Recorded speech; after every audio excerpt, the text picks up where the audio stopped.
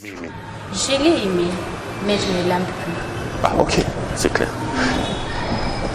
Donc, pendant le parcours d'amour, vous tombez enceinte? Je suis tombée enceinte pour prouver qu'il y avait cet acte-là sexuel. Après, quand j'ai su cela, je me suis dit que le monsieur doit être au courant. Alors, qu'est-ce que je fais? Je dois lui tenir informé. Et c'est après qu'il dira que c'est une surprise désagréable. Il vous a dit ça comme ça, clairement? Pourquoi tu viens m'annoncer une telle surprise désagréable? Je regardais, je dis, une surprise désagréable. Un enfant que tu appelles ainsi, ton enfant. Oh oui, d'ailleurs, c'est pas mon enfant. J'ai dit quoi? C'est pas ton enfant? Après, il dit, oh non, non, je rectifie. Oui, c'est mon enfant, mais j'ai pas besoin de le garder. Pas besoin de garder. Aussi brutalement comme ça, là? Oui, il était fâché. Parce qu'il m'avait d'abord demandé mon avis. Qu'est-ce que tu veux faire de cet enfant? Je dis, moi, je veux garder l'enfant. Mais comme il m'a avancé plusieurs raisons, et puis, comme ça s'est passé, je ne sais pas si c'était entendu avec une dame, parce que c'est par le canal de cette dame-là que l'avortement s'est fait, sous la drogue, je précise. Il vous a drogué pour vous amener à avorter? Oui. C'est cette dame-là qui l'a fait. Et c'est la Madame dame... Mireille Moukeni. Mireille Moukeni. Et c'est la dame qui vous a amené donc sur la table de l'avortement? Exactement. Et c'était la seule fois, parce qu'on raconte aussi que vous avez avorté 3 fois avec lui, ou c'était la seule fois que vous êtes tombée enceinte pendant votre relation? C'est la seule fois. Le reste de raconteurs, là, je ne connais pas. Ces gens-là qui disent que non, j'ai avorté 3 fois, 4 fois, je me demande, mais... Mais après l'avortement, vous faites quoi? Vous rompez les liens avec lui, vous continuez, ou ça se passe comment? Il m'a jeté comme on jette l'os. Donc tu as fini de manger la chair de la poule, et ensuite tu jettes. Donc tout a commencé à capoter après l'avortement. Exactement. Avant de parler un peu de la suite, vous vous retrouvez dans les clips de Ye Oye comment? C'était une chanson qu'il vous a dédiée? Est-ce que c'est quand même une chanson qui vous a amené sur la place publique? C'était une chanson de Dieu ou qui vous a dit que c'était une chanson qu'il vous avait dédiée? C'est une chanson qui m'a été dédiée, si vous comprenez. Si vous avez vraiment suivi du début jusqu'à la fin cette chanson, vous allez comprendre que c'est une chanson dédiée. Et cette chanson a été faite, là, dans cette chanson, j'étais enceinte. Je ne savais même pas que j'étais enceinte. C'est juste après que j'ai su que j'étais enceinte. Après 2 semaines du tournage. Et puis voilà. Il vous a dit quoi? Chérie, écoute, je vous aime, je veux vous écrire une chanson. Des promesses. Vous voyez tout ce qu'il a dit dans cette chanson. Ce sont des promesses qu'il me faisait depuis que j'étais petite. Ce sont des promesses qu'il me faisait. Tu auras une belle vie. Je vais t'envoyer en Europe. Je vais te faire étudier, tu seras la star la plus connue du monde. Beaucoup de choses, hein. Tu seras ma femme, beaucoup de choses qu'il n'a pas respectées. Et quelque part, il s'est joué de mes sentiments. Et pour exprimer son amour, c'est comme ça qu'il vous fait même apparaître sur ces clips-là. Donc c'est pas un clip de Dieu, mais c'est un clip dédié à Eliane. C'est clair. C'est un clip dédié à Eliane, tel que je suis en personne. Et si vous remarquez bien dans ces clips, je suis en voile, non? Robe blanche. Et lui était en quelle tenue? Mon mari était en quelle tenue? Mon faux mari était en noir, lui-même en blanc. Et juste après, il m'avait demandé à ce que nous puissions danser chez lui à la maison, par invitation. Il sait parfaitement de quoi est-ce que je parle. Donc après le tournage du clip, vous avez fêté le mariage supposé à la maison? On a eu à le faire avant que je ne puisse l'annoncer la nouvelle. Donc c'est juste après la nouvelle que tout avait basculé. Et je dois être précise quelque part que lorsque lui m'a laissé, il m'a jeté comme il ne manque rien. Cet homme-là, Christian-là, il n'était pas là. Un petit Abitindana, il n'était pas là. Il m'avait aussi quitté. C'est par là quand je me suis réfléchi, c'était une manipulation. Quand il me quitte, Moïse me jette. Après 2 mois, cet homme-là revient avec une bague de fiançailles pour me demander en mariage. Le fameux Christian. Le fameux Christian. Et c'était une surprise le 8 mars. Il m'a dit, bon, je vais justement t'inviter pour l'occasion des fêtes des femmes. J'aimerais faire une surprise aux femmes et tout. Tu peux venir, s'il te plaît? Je dis, bon. je peux venir. Comme il y avait beaucoup, j'ai demandé il y a qui? Il y a toutes les femmes qui seront là, les membres de l'église, les proches du pasteur, beaucoup de gens qui étaient là, en fait. Et quand je suis arrivée, je ne savais pas qu'il allait me demander en mariage. Et comme il l'a fait, il a filmé, hein. Je ne savais pas, en tout cas Non, moi mais je... vous étiez assez joyeuse sur ces Mais images-là. bien sûr, parce On que a c'était- l'impression que vous aviez une histoire d'amour avec Christian, parce que bon... On était en relation, ce qui est vrai. Mais Sumbi est venu profiter derrière ça. Les deux là, je les appelle des profiteurs parce qu'ils ont profité de ma jeunesse. Qu'est-ce que je suis censé comprendre? Vous étiez à la fois avec Christian, Petit Mitinda Moïse Mbié, et à la fois avec Moïse Mbié, c'est ça le problème. Non. Je n'ai jamais mélangé les deux. Lorsque Christian m'a présenté le pasteur, j'ai vu le pasteur comme par exemple aujourd'hui, c'est après 2 semaines que je revois Christian.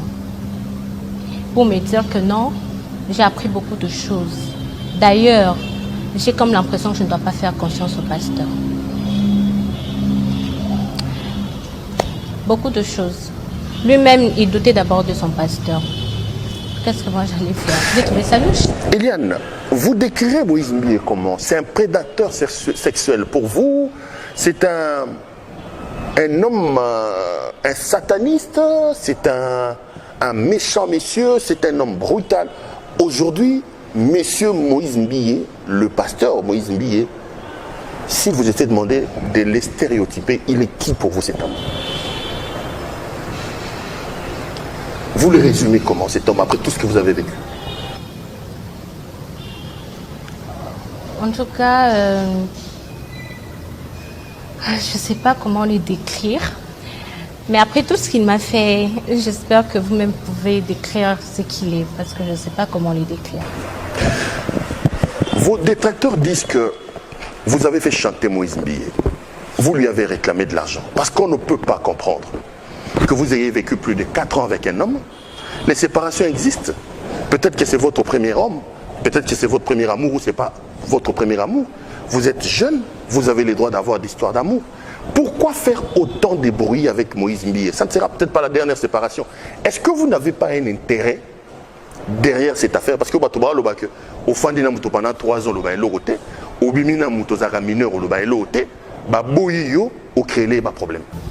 Ces gens-là qui parlent ainsi ne savent rien du tout de ce que moi j'ai vécu, de la pression que j'avais, étant que jeune fille, étant qu'une fille innocente, parce que je dois m'appeler innocente. En ce moment-là, j'étais mineure. Mais vous l'avez supporté. Pourquoi les dénoncer après? Qu'est-ce qui s'est passé entre-temps? C'est comme une femme, je ne sais pas si vous êtes mariée, vous faites du mal à cette femme, vous lui dites qu'elle se taise, qu'elle n'ose même pas dire quelque chose, le monsieur le menace. Qu'est-ce que vous allez faire? Moi, étant que femme, j'avais peur. De un, je me disais, je ne suis pas en sécurité, c'est un homme connu, un homme influent qui a de l'argent. Qu'est-ce que je veux faire? Je me tais. J'avais peur. Alors j'avais peur. Sérieusement, qu'est-ce que j'allais faire? Il me menaçait. Il me disait de me taire. Tu n'es personne. Qu'est-ce que tu vas me faire? Même si tu allais m'accuser, je sortirai. Qu'est-ce que tu vas me faire? Tu n'as nulle part m'emmener. Ce sont des menaces qui me faisaient. Tu n'es rien. Dans ma tête, je me disais, au fait, je ne suis rien. Qu'est-ce qui va me pousser? Si même aujourd'hui, je me disais de me lever pour parler, qui va me croire? Si c'est ça que je me disais, au fait. Si j'osais aller accuser, de toute façon, il sera sorti. C'est ça que je me disais. Puisqu'il me menaçait, puisqu'il me faisait vivre cette horreur-là, je dormais avec et j'avais peur. Et quand il te menace, ce n'est pas avec un ton là très doux. Hein. Donc c'est un homme très brutal, là, Il qui fait peur. parlait, hein, ça fait peur quand il parle. Tu as comme l'impression que la terre et le ciel vont se ressembler comme ça. Donc tu n'as aucune force devant lui. Et c'était ça que je vivais. Je vivais dans la peur. Alors il fallait d'abord que je puisse affronter mes peurs pour arriver à m'exprimer. Donc ceux qui pensent que vous êtes une manipulatrice, une profiteuse, ne vous connaissent pas alors? Non, ils ne me connaissent pas, puis ils ne connaissent pas la vraie histoire. Ils ne connaissent pas ce que moi j'ai vécu parce qu'ils n'étaient pas là avec moi. quand j'ai souffert, pendant tout ce temps, il n'y avait personne. Il n'y avait personne. J'ai pleuré au fond de moi. Je n'étais même pas en mesure d'en parler à mes parents. Parce que j'avais peur. Qu'est-ce que je devais faire au fait? Je devais faire quoi? J'ai très mal. J'avais très mal. Je ne savais pas comment m'exprimer. De un, on te fait passer pour une traînée d'abord. De deux, déjà, je ne suis pas une traînée, je suis une fille de la maison bien éduquée et bien formée. De deux, on te prend pour, je peux dire quoi? Une chose. Une femme, ce n'est pas une chose. Une femme a de la valeur. Il faut respecter une femme. Ça, je ne l'ai pas vécu. On me fait avorter sous la drogue. Et si j'étais morte, ma famille allait me perdre. Et personne n'allait savoir pourquoi cette fille-là est morte. On allait peut-être me jeter dans le fleuve. Ça serait une perte de la famille. Lui, qu'est-ce qu'il allait faire? Il va s'en foutre. Parce qu'après lui, il sait qu'il a l'argent. Il couche avec n'importe quelle femme, partout. Puisqu'il y a des femmes dans son téléphone, des conversations de femmes. Il y a beaucoup de choses que lui m'a fait subir, que moi j'ai vécu comme ça et on ne s'entendait pas. Par rapport à ça, il y avait toujours des disputes. On ne s'entendait pas, on peut rester là 2 mois, on ne parle pas. Mais il se prend quand même le courage d'aller se tenir devant le peuple de Dieu, prêcher, se faire sortir comme un parfait. Ce n'est pas un parfait. Ce n'est pas un homme de Dieu. Pour moi, il n'est pas un homme de Dieu. Ce n'est pas un appelé de Dieu. Il fait croire aux gens que c'est un homme de Dieu, mais il ne l'est pas.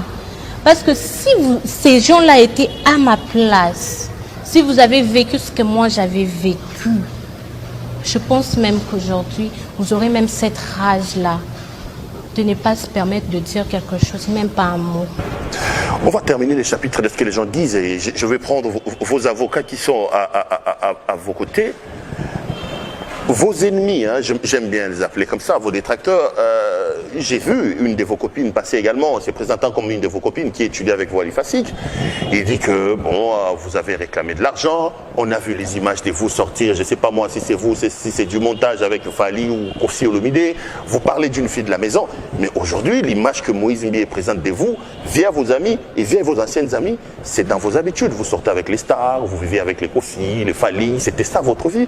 Et l'image qu'on donne de vous, vous n'êtes pas une fille de la maison, vous êtes véritablement une traînée, entre guillemets, comme il veut le faire passer. Vous allez dire quoi par rapport à ça? D'abord, les filles qui sont sorties là en disant qu'on étudie dans une même université, disons que ce sont mes copines. Ce sont vos copines, que Moïse vous avez acheté une voiture Ketch, IST, tout ça, l'IFASIC. Ces filles, et j'ai un mot d'ailleurs pour ces filles, je ne vous